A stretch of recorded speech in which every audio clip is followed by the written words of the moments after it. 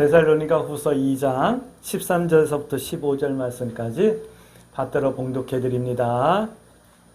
주께서 사랑하시는 형제들아, 우리가 항상 너희에 관하여 마땅히 하나님께 감사할 것은 하나님이 처음부터 너희를 택하사 성령의 거룩하게 하심과 진리를 믿음으로 구원을 받게 하심이니, 이를 위하여 우리의 복음으로 너희를 부르사 우리 주 예수 그리스도의 영광을 얻게 하려 하심이니라. 그러므로 형제들아, 굳건하게 서서 말로나 우리의 편지로 가르침을 받은 전통을 지키라. 아멘. 우리 서로 인사합니다. 참 잘 오셨습니다. 네, 참 잘 오셨습니다. 참 잘 오셨습니다. 성도가 결국에 들어야 될 말이 있어요. 저 사람 헌금 많이 했어. 저 사람 교회 많이 크게 건축했어. 뭐 교회에서 큰 일 했어. 큰 직분 감당했어. 뭐 이런 말 다 좋은 말이에요. 근데 가장 우리가 들어야 될 말은 합당하다라는 말씀이에요. 합당하다. 저 사람은 천국에 합당해. 저 사람은 은혜 받기에 합당해. 저 사람은 그 직분을 감당하기에 합당해. 얼마나 아름다워요? 그리고 하나님께서 우리를 이제 보실 때, 야, 너는 참 여기 오기에 합당한 성도였어. 이렇게 말씀해 주시면 막 그냥 눈물이 왈칵 쏟아질 것 같지 않아요? 주님 앞에 갔을 때 주님께서 경훈아, 박 목사야, 내가 너를 안다 라고 말씀해 주시면 그것만으로도 우리가 이 세상에 살면서 겪었던 여러 가지 고난과 아픔과 외로움들이 싹 없어질 것만 같아요. 할렐루야. 참 세상 사는 게 얼마나 힘들어요. 특별히 내게 주어진 직분 감당한다라는 것이 왜 그렇게 힘들고 고독한지요. 때로는 내려놓고 싶을 때가 없잖아. 왜 없었겠어요? 그러나 우리가 믿는 것은 그거예요. 주님 앞에 갔을 때 내가 이 직분 감당하고 이 믿음 지키려고 몸부림쳤던 것들을 주님께서 다 하시고 위로하시고 격려해 주실 거라는 거예요. 할렐루야. 물론 크게 목회하지 못했고 큰 일을 하지 못했다 할지라도 주님께서는 아실 거예요. 네가 최선을 다했다라는 것, 그리고 성실했다라는 것. 할렐루야. 예. 그 날을 우리 고대하면서 합당한 성도 되어지기 위해서 우리 하나님 앞에 기도하십시다. 이런 말이에요. 주님의 뜻에 알맞다, 마땅하다, 꼭 맞다, 부족함이 없다, 잘 어울린다. 이런 모든 단어들이 우리 광주 새순교 모든 성도들에게 딱 어울리는 합당한 그런 말들이 되어지길 주의 이름으로 축복합니다. 성경은 이렇게 말씀하십니다. 1장 5절 말씀 보니까 하나님 나라의 합당한 자로 여김을 받게 하려 한다라고 말씀하고 있어요. 1장 5절 말씀 볼까요? 이는 하나님의 공의로운 심판의 표요 너희로 하여금 하나님의 나라에 합당한 자로 여김을 받게 하려 함이니라. 할렐루야. 오늘 이 말씀이 이렇게 들리셔야지만 돼요. 하나님 나라에 합당한 자로 여김을 받으라. 이렇게 우리 광주 새순교 성도들에게 들려질 수 있게 되길 주의 이름으로 축복합니다. 그런 믿음의 기도가 있어야지만 되는 거예요. 이런 것이 합당한 것이라고 말씀하시거든요. 1장 3절 말씀 보니까 믿음이 자라는 것이 합당한 거래요. 내가 뭐 깨끗한 옷을 입어서 합당한 것이 아니라 믿음이 자라는 것이 합당한 거래요.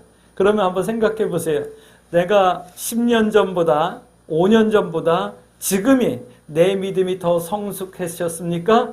내 믿음이 더 깊어지셨습니까? 내 믿음이 더 나를 온유하게 하고 계십니까? 내 믿음이 더 세상 가운데서 구별되게 하고 계십니까? 그러면 합당한 거예요. 할렐루야. 근데 10년 전이나 지금이나 돌이켜보면 변한 게 하나도 없고 오히려 나이 먹었다라는 것 때문에 꼰대짓 하기를 좋아하고 뭐 이런다고 한다면 미안하지만 합당하지 않은 거예요. 오늘 우리 광주 새순교 성도 여러분들이 합당한 성도 되어질 수 있도록 믿음이 자라길 주의 이름으로 축복합니다. 또 이런 거래요. 사랑이 풍성해지는 것이 합당한 거래요. 나이 먹으면서 점점 인색해지는 사람이 있고 완악해지는 사람들이 있어요. 또 그 반면에 나이를 먹으면서 더 온유해지고 더 너그러워지는 사람들이 있어요. 예전에는 저거 왜 저지랄이야? 막 이러던 사람이 그럴 수도 있지 하고 이렇게 고개를 끄덕여 줄 수 있는, 괜찮아, 그럴 수 있어, 이해해 줄 수 있는, 사실은 우리가 뭔가를 내 주머니에서 꺼내서 주지 못한다 할지라도 내 마음으로 누군가를 위로하고 격려할 수 있는 것도 사랑이거든요. 이런 넉넉함과 온유함과 부드러움이, 그리고 위로함과 격려함이 더 풍성해지는 그런 사랑이 우리 광주 새순교 성도들에게 있어지길 주의 이름으로 축복합니다. 이것이 하나님 앞에 합당한 거예요. 할렐루야. 우리가 신앙생활하면서 연륜이 더해지고 나이를 먹으면서 우리의 삶이 길어질수록 더 사랑이 풍성해지고 믿음이 자라서 온유한 성도, 그리고 또 하나님 앞에 합당한 성도 되어지길 주의 이름으로 축복합니다. 그런데 여기에는요, 1장 4절 말씀 보니까 합당하면은 두 가지가 필요하대요. 뭐가 필요하냐면 견딘과 인내가 필요하대요. 흔들림이 없는 믿음이 있어야 된다는 말씀이에요. 참 합당한 성도 되어지기 위해서 지금까지도 오래 견디고 참아왔는데, 인내했는데, 앞으로도 주님 만나는 그날까지 우리는 견뎌야 될 것이 있고 인내해야 될 것이 있다, 이 말씀을 하는 거예요. 할렐루야. 무엇을 위해 이런 합당한 성도가 되어야 할까요? 오늘 성경은 이렇게 말씀하고 있어요. 1장 5절 말씀 보니까 하나님의 나라를 위하여 합당한 성도가 되어야 된대요. 할렐루야. 하나님의 나라 천국은 합당한 성도가 가는 건가 봐요. 그러면 1장 7절 말씀, 영원한 안식으로 갚아주신다라고 약속하고 계시거든요. 그러니까 하나님의 나라를 위하여 합당한 성도가 되어지고 합당한 사람이 되어지고 합당한 직분자가 되어질 때 영원한 안식으로 갚아주신다, 이 약속을 하고 있는 거예요. 이 영원한 안식을 위해서 우리는 합당한 성도가 되어야 되는 거예요. 오늘 우리 광주 새순교 성도 여러분, 우리 합당한 성도 되어지기 위해서 하나님 앞에 기도하실까요? 그러므로 우리들이 이런 고백을 해야지만 되는 거예요. 나는 부족합니다, 인도해 주세요 라고 하는 이런 겸손한 고백이 날마다 하나님 앞에 있어야 되는 거예요. 합당하다, 꼭 맞다, 안성맞춤이다, 마땅하다, 부족함이 없다, 이런 말에는요 늘 우리는 부족하잖아요. 부끄러움이 있잖아요. 그러니까 하나님, 나 부족해요, 아직도 합당하지 못한 것 같아요, 하나님 나를 불쌍히 여겨주시고 도와주세요, 내 믿음이 더 자랄 수 있게 해주시고 내가 더 사랑을 풍성하게 나누며 행하며 살 수 있게 해주세요, 이렇게 기도해야 되는 거예요. 1장 11절 말씀 보니까 우리를 위해서 기도해 주세요, 내가 합당한 자 되게 해주세요, 하나님의 뜻과 역사를 이루게 해주세요 라고 기도하잖아요. 우리도 겸손하게 이렇게 기도하십시다. 할렐루야. 왜요? 모든 것이 하나님의 영광을 위해 우리는 합당한 성도 되어야 되고 나의 부족함을 위해서 하나님 앞에 기도해야 되는 거예요. 또 내가 주님 앞에 섰을 때 받을 영광의 면류관을 위해서 우리는 나는 부족해요, 하나님 도와주세요 라고 겸손히 기도해야 되고, 우리가 합당한 성도 되어지기 위해서 하나님 앞에 열심을 내야 되는 거예요. 할렐루야. 그럼 이제 질문하셔야죠. 그러면 우리는 어떻게 해야 되는데요? 어떤 믿음이 있어야 하는데요? 어떤 실천을 해야 되는데요? 질문하실 수 있을까요? 오늘 데살로니가 후서에서는 이런 말씀을 하고 있어요. 우리가 합당한 성도 되어져서 영광의 면류관을 받기 위해서는 첫 번째인데 이런 말씀을 하고 있어요. 세대의 흐름을 두려워하지 말라라는 말씀을 하고 있어요. 그게 2장에서 나오는 말씀이에요. 이 시대와 이 세대가 어떻게 변하든 두려워하지 말라라고 말씀하고 있는 거예요. 할렐루야. 성경은 시대가 변할 것을 말씀하고 계시잖아요. 근데 시대가 변한다고 해서 믿음이 변하면 안 되잖아요. 성도는 구원받아 예수 그리스도 앞에 서야 합니다. 할렐루야. 오늘 우리 광주 새순교 성도들은 다 주님 앞에 설 수 있게 되길 주의 이름으로 축복합니다. 이 말씀은요, 너희는 믿음을 지켜야 한다라고 말씀하시는 거예요. 이 시대가 어떻게 변하든 성도는 하나님의 말씀을 근거로 한 삶을 통해서 믿음을 지켜내야 되는 거예요. 오늘 광주 새순교 성도 여러분, 믿음을 지켜낼 수 있게 되길 주의 이름으로 축복합니다. 그런데 불법을 행하며 성도를 미혹하고 거짓으로 성도를 넘어지게 하는 시대가 온다. 그런 시대가 있다라고 성경이 오늘 말씀하고 있어요. 이상하게 비스무리한 거 가지고 성도들을 유혹한대요. 요즘 아주 신천지가 난리죠. 정치권하고의 컬렉션 때문에도 난리고, 또 신천지가 교회를 다니는 사람들을 유독 많이 이렇게 유혹을 해가지고 많이 데리고 가요. 그게 이제 상담이라는 것을 통해서 그렇게 하는 것 같아요. 우리나라가 전 세계적으로 우울감이 굉장히 높대요. 당신 우울하죠? 라고 말하면 많은 사람들이 네, 나 좀 우울해요. 뭐 이렇게 얘기도 하는데 실질적으로 조사를 해보면 45% 이상이 우울하다라는 생각을 하고 우울한 삶을 살아가고 있대요, 사실은. 그래서 이런 몇 가지 질문을 통해서 우울증 검사를 해보면 대부분 다 걸리는 거예요. 그러니까 그 우울증이 있으면 그걸 치료해야 된다. 전문 상담가와 함께 상담을 해서 치료받아야 된다라고 얘기를 하는 거예요. 근데 그 상담이 개별 상담도 중요하지만 이렇게 그룹으로 하는 집단 상담을 통해서 이 사람들을 유혹을 해요. 그러면서 그 집단 상담에서 자기의 마음을 이렇게 오픈하고 얘기하게 하는 거예요. 그리고 그 상담에 들어가기 전에 서약을 해요. 이 상담에서 나온 이야기들은 다른 데 가서는 절대 말하지 않습니다라고 한 서약을 하고, 또 이렇게 모여서 자기의 우울감을 얘기하다 보면 이제 약간 이제 기분이 좋아지기도 하고 치유가 되기도 하거든요. 그게 이제 상담 기법이 집단 상담이라고 하는 분류거든요. 그런 다음에 약간 이제 기분이 좋아지면 그때 이제 신앙 이야기가 들어가가지고 신천지로 이렇게 사람들을 데리고 가고 하는 그런 일들이 요즘 아주 비일비재하게 우리 주변에서 자주 일어나고 있어요.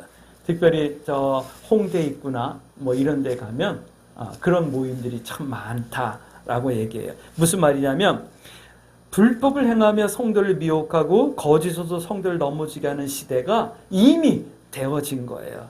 그 결과 어떻게 될까요? 그 결과는 하나님의 심판이겠죠. 베드로서 2장 7절 말씀 보니까 이런 말씀이 있어요. 아브라함의 조카 롯이 소돔과 고모라로 이사를 했잖아요. 왜냐하면 거기가 초장이 있고 젖과 꿀이 흐르는 땅 같아서 아브라함을 떠나가지고 소돔과 고모라로 독립을 한 거예요. 그런데 그 시대는 풀들이 있고 물이 있고 짐승들을 이렇게 키우기는 좋지만 그 시대는, 그 지역은 아주 음란하고 불법하고 타락한 그런 도시였어요. 그래서 베드로서 2장 7절 말씀 보면 롯이 그 시대 사람들의 행하는 모습, 그 시대 사람들의 삶의 모습을 바라보면서 그 의로운 심령이 상했다. 하나님 앞에 눈물로 기도했다. 뭐 이런 말씀을 하고 계셔요. 그 결과가 뭐죠? 창세기 말씀 보면 소돔과 고모라가 심판받을 때 롯과 그의 가정만 구원받는 것을 볼 수가 있잖아요. 우리가 시대의 흐름을 두려워하지 마시고 우리의 믿음을 지켜야 될 이유인 거예요. 불법을 행하는 자들은 성경은 이렇게 말씀하고 있어요. 사탄의 능력을 따라 모든 능력과 표적과 거짓 기사와 속임, 또 화려함, 합리적인 이런 것들을 통해서 성도들을 유혹한다라고 말씀하고 있어요. 그러니까 성도는 분별하고 깨어 기도하고 분명하고 확실한 기준을 붙들고 있어야 될 것을 말씀하고 있는 거예요.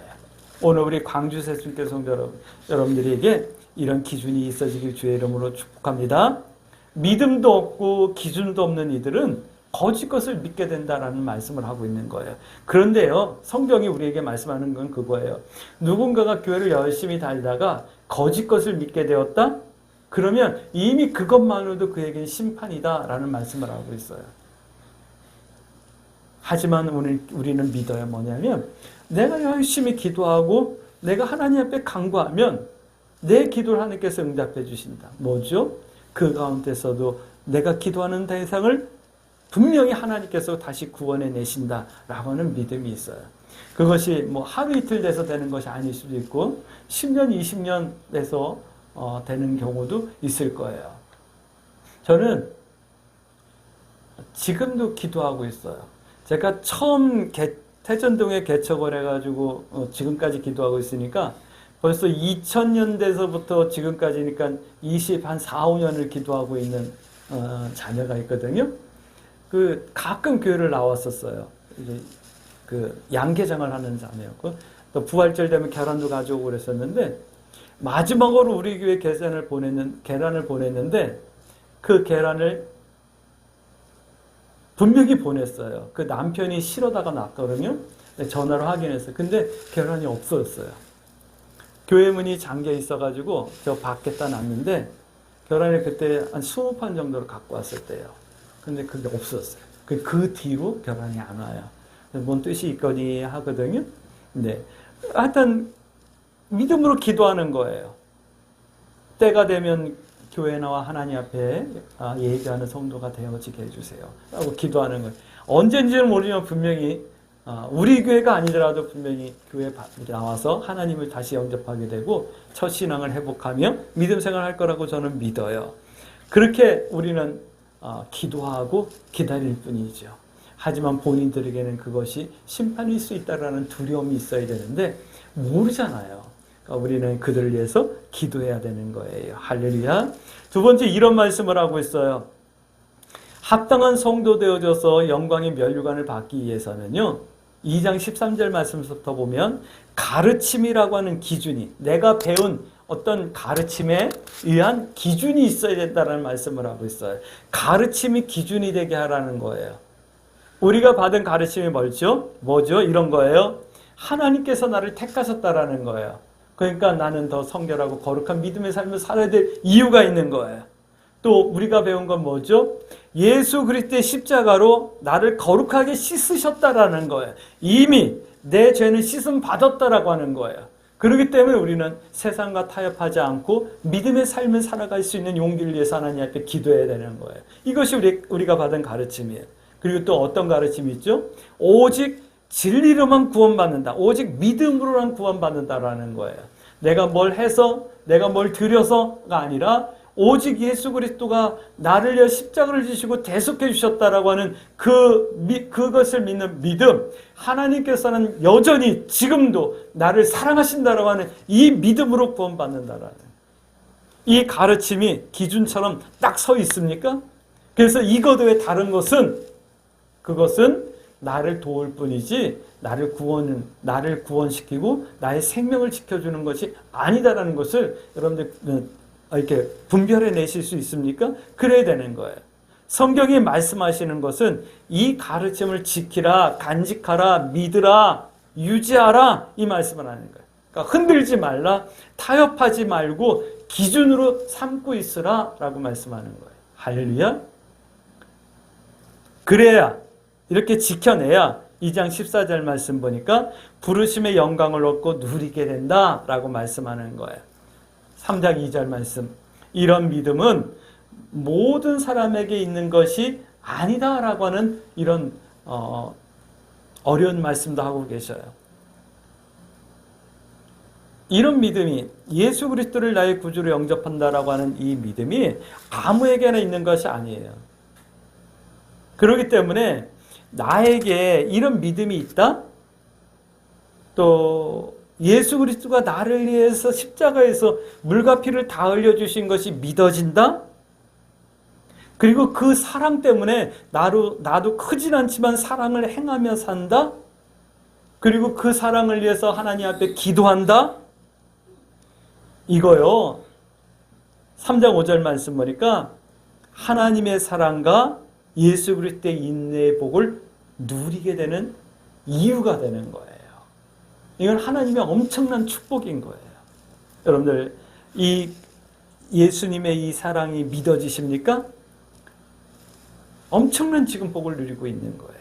이게 구원의 완성으로 이어지기 때문에 그러는 거예요. 할렐루야.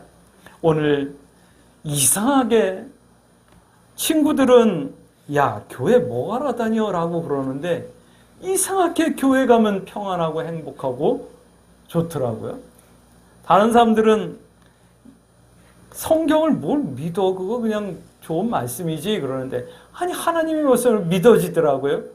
오늘 우리 광주 새숙교 성도 여러분들은 안 그러십니까? 전부 다 하나님 말씀이 믿어지시니까 나와서 우리 예배드리고 앉아있는 것 아닙니까? 이 굉장한 축복이라는 거예요. 이것이 믿어진다라면. 근데 문제는요, 이런 믿음이 있다라는 것으로 끝나면 안 되고, 세 번째예요. 이런 믿음이 있다면 성도답게 살라라고 오늘 데살로니가 후서에서는 말씀하고 있어요. 그 3장 6절서부터 말씀하는 거예요. 이렇게 생활하는 것이 성도답게 사는 거래요. 성도답게 산다라는 것은요, 첫 번째는 이런 거예요. 생업에 최선을 다하는 것. 그래서 서로에게 본이 되는 것이 성도답게 사는 거래요. 물론 교회 안 다니는 사람들도 세상에서 성실하게 또 본이 되고 존경받는 사람들 많아요. 근데 적어도 신앙이 있다고 한다면 생업에 최선을 다하고 서로에게 본이 되어야 된다라고 말씀하고 있는 거예요.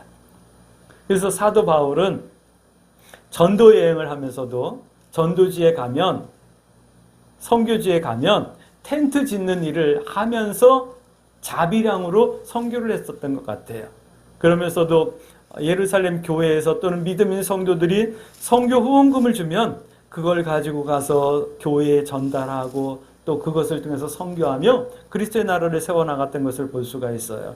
다시 말해 사도 바울도 열심히 일하며 복음을 전했다 이 말씀을 하는 거예요. 이것은 성실함, 근검 전략함, 성도들을 염려하는 사랑의 마음, 이런 것들이 있었다라는 거예요. 근데 이런 사람들도 있어요. 생업에 최선을 다하는데 나만 최선을 다하지 주변을 돌아보지 않는 사람들이 덜어 있어요. 우리 행정실에 이렇게 보면 행정실 직원들은 2년에 한 번씩 발령을 받아서 가고 오고 그래요. 그러니까 별별 사람들을 다 만나는데 참 멋있는 사람이 몇 년 전에 왔어요. 근데 일도 참 잘해. 딱 부러지게. 근데 이 사람은 자기 자리에 앉으면 자기만 집중해요. 다른 사람들이 뭘 하든 행정실 직원들이 뭘 하든 말든 아무런 상관없어. 자기 일만 하는 거. 그런 사람들도 있더라고요. 성실해요. 근검 전략해요. 그리고 일 똑부러지게 잘해요. 그래서 교육청 지금 팀장으로 갔어요. 너무 잘해요. 인정을 받아요. 그런데 주변하고는 전혀 담을 쌓고 있는 이런 사람들도 있더라고요. 기독교인들 중에도 그런 사람들이 있어요. 내 생업에 최선을 다하지만 주변도 돌아보며 잘 어우러질 수 있으셔야지만 돼요. 그러기 위해서는 어떻게 될까요? 우리 성도들을 권면합니다. 권리를, 내가 누려야 될 권리를 나의 의무와 책임으로 조금만 더 감당하셔야 돼요. 그러면 되는 거예요. 잘 하려지 말고 바르게 하려고 하시면 돼요. 이 시대는요, 보면 기본이 안 되는 사람들이 참 많아요. 학생들 중에도 그렇고 주변에도 많잖아요. 운전을 하면서도 보면 저 사람 운전을 왜 저렇게 하나 싶은 사람들도 많고, 길을 가면서 보면 저 사람은 길을 가면서도 왜 저런 행동을 할까 싶기도 하고, 어떤 사람은 건널목에 사람들이 쭉 서서 건너려고 준비하고 있는데 거기서 담배를 펴가지고 막 그 연기로 사람들을 불편하게 하는 사람들도 있고. 아니 담배 피우는 것도 좋은데 담배꽁초를 왜 맨날 그 길에다 이렇게 버리는지. 우리 교회 앞에 그 이렇게 돌이, 그 큐브 돌이 있잖아요. 사람들이 거기 앉아가지고 많이 쉬었다 가요. 할머니들도 쉬었다 가시고 그래요. 그러면 할머니 힘드시죠? 그러면서 인사도 하고 그러는데 젊은 사람들이 와가지고 쉬었다 가요. 근데 거기서 쉬는 건 좋은데 왜 담배를 피우고 왜 그거다가 그렇게 다 버리고 가죠? 한 번은 저쪽에 그 LG 서비스 직원들인가 봐요. 이렇게 정장을 한 사람들이 4명이 그 앞에서 이렇게 담배를 피우더라고요. 제가 이렇게 차를 갖다 주차하는데 그러고 있는 거예요. 주차하고 내리려고 하는데 담배를 피우고 이렇게 비벼서 끄덕이면 거기다 따버리는 거예요. 그래서 제가 문 열고 한마디 했어요. 아니 선생님들, 제가 보니까 다들 지식인인데 넥타이까지 하고 정장도 하신 멋쟁이 신사들인데 아니 담배꽁초를 이렇게 버리면 어떡하십니까? 그것도 남의 문 앞에. 당신들은 버리면 되지만 누군가가 다 치워야 되잖아요. 그랬더니 얼굴이 빨개지면서 죄송하다고 주워가겠다 그러면서 자기가 버린 건 주워가더라고요. 그 말하는 것도 굉장히 힘들거든요. 신사들이니까 그렇게 말할 수 있었지 젊은 애들한테 그럼 네가 뭔데 그러고 주먹질하면 나 맞으면은 나 쓰러지잖아요. 다치잖아요. 그 말도 못 하겠는 거예요. 이게 기본이 안 되는 사람들이 너무 많은 시대. 그러니까 잘하려고 하지 말고 우리 기본만 하십시다. 기본만 하는 사람들도 요즘은 귀한 사람들이거든요. 할렐루야. 또 두 번째 이런 말씀을 하고 있어요. 성도답게 산다라는 것은 낙심하지 않는 거래. 3장 13절 말씀이에요. 이런 생각할 수도 있을 거예요. 왜 나만 그래야 되는데? 왜 나만 주일에 빠지면 안 되는데? 왜 나만 교회 이렇게 열심을 내야 되는데요? 왜 나만 이래야 되는데요? 요즘은 진짜 얼굴이 화끈화끈해지는 때가 많아요. 제가 목회자라는 것을 다 알잖아요. 그래요. 아유, 요즘은 뭐 목사님들도 다 해요. 이런 얘기를 들을 때 막 얼굴이 뜨끈뜨끈해지려고 그래요.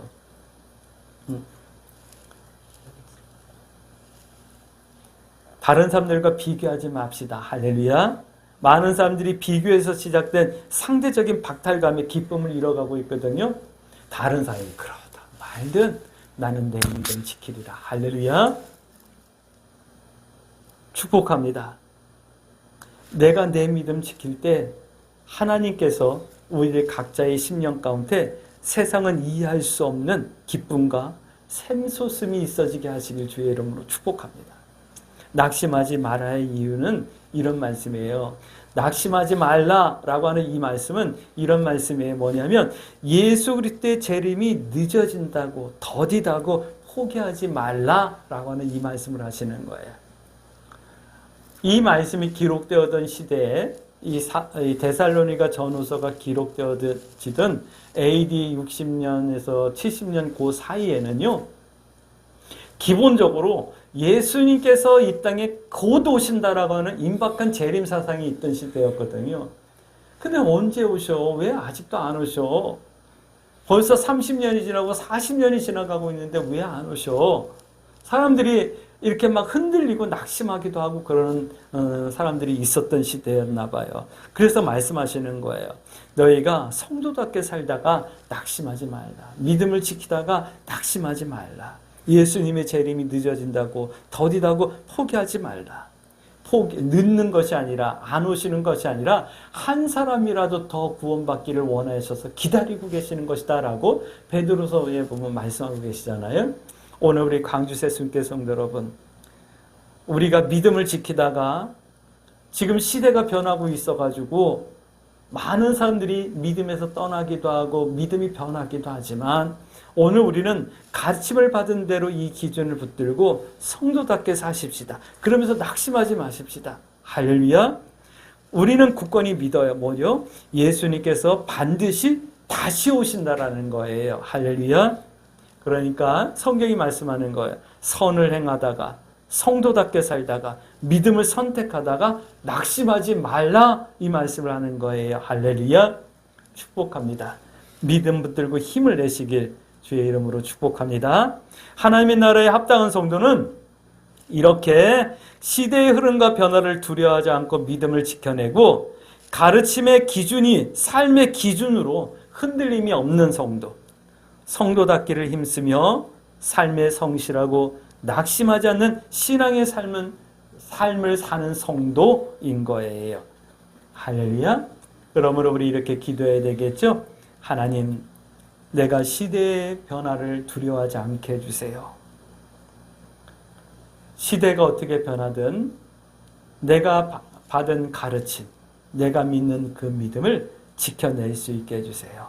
그리고 믿는 성도답게 내 생업에 성실하며 최선을 다하게 해주시고 주님이 언제 오실지 모르지만 우리가 믿음에 낙심이 일어나지 아니하도록 나에게 날마다 새로운 믿음의 은혜를 베풀으셔서 세상은 알 수 없는 기쁨과 확신 가운데 늘 승리하는 믿음의 삶을 살 수 있게 해주세요. 그리고 언젠가 주님 앞에 섰을 때 주님께서 주실 영광의 면류관을 바라볼 수 있는 믿음이 있어지게 해주세요. 이렇게 기도하며 이 한 주간도 믿음의 선택을 두려워하지 마시고 하나님 뜻 행하기와 하나님 편에 서기를 부끄러워하지 아니하며 승리하는 한 주간 되어지길 주의 이름으로 축복합니다. 아멘.